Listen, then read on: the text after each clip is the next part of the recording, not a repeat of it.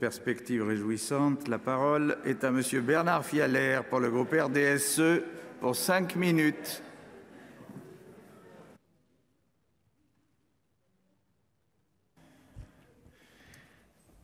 Merci Monsieur le Président, Madame la Ministre, Mesdames les rapporteurs, Monsieur le Président de la Commission. Le secteur du livre a été fortement touché par la crise sanitaire avec la fermeture des bibliothèques, des librairies ou l'annulation des salons et des résidences d'écriture.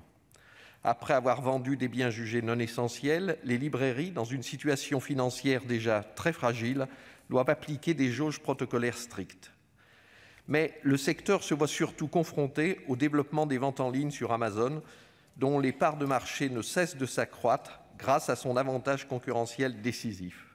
Pourtant, le livre ne constitue qu'un produit d'appel pour ces plateformes numériques, et cette situation fragilise massivement le tissu des librairies indépendantes. Celle-ci représente pourtant le cœur battant de l'accès universel aux œuvres culturelles grâce à son maillage territorial dense à travers ses 3300 librairies employant 13 000 salariés.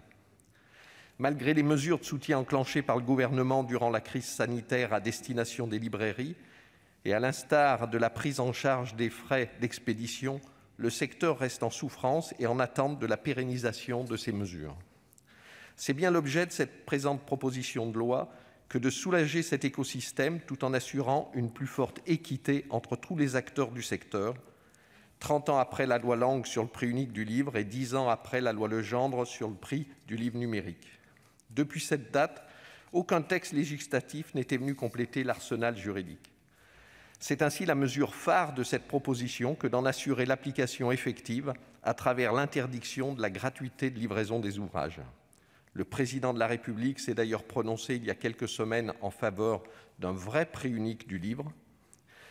Et en effet, si selon Bernard Pivot, le TGV trop rapide est un mauvais coup porté au livre, il en va de même pour la livraison à grande vitesse gratuite. L'encadrement des tarifs postaux permettra d'instaurer une concurrence plus équitable, alors qu'un libraire doit en moyenne dépenser environ 6 € pour l'expédition d'un livre à un client contre quelques centimes d'euros pour Amazon. Ce que nous défendons aujourd'hui, c'est également notre souveraineté nationale et notre exception culturelle, car il n'est plus tolérable qu'une firme transnationale s'affranchisse de la politique des États. Et l'économie du livre ne peut être soumise exclusivement aux règles du marché. De plus, le texte introduit plusieurs innovations qui sécurisent et modernisent la chaîne du livre. C'est ainsi que le régime des soldes est réformé pour que la faculté de solder un livre ne soit ouverte qu'aux soldes détaillants.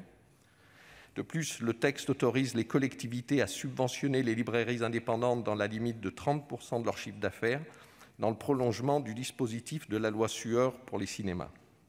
Cet accroissement du soutien financier à ces établissements permettra aux communes de s'impliquer davantage dans le maintien du réseau culturel dans les territoires. Par ailleurs, le texte consacre utilement une modernisation des relations entre éditeurs et auteurs d'œuvres écrites et musicales, alors que leurs relations sont très sensibles. La production d'un état des comptes à la date de cessation d'activité d'un éditeur donne lieu à un soutien primordial aux auteurs qui, par exemple, pourront désormais connaître le nombre d'exemplaires des ouvrages vendus. C'est donc toute la chaîne du livre qui est appréciée aujourd'hui, de l'auteur jusqu'au lecteur, en passant par l'éditeur et les libraires. Enfin, l'article 5 permet d'améliorer la collecte de toute production éditoriale française au profit du dépôt légal à travers une nouvelle procédure.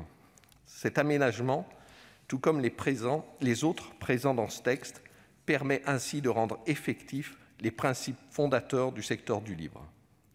Pour toutes ces raisons, avec le groupe RDSE, je voterai favorablement cette proposition de loi, dont d'ailleurs la saisine du Conseil d'État a permis de renforcer la solidité juridique du texte proposé avec passion par notre collègue Laure Darcos, que je remercie.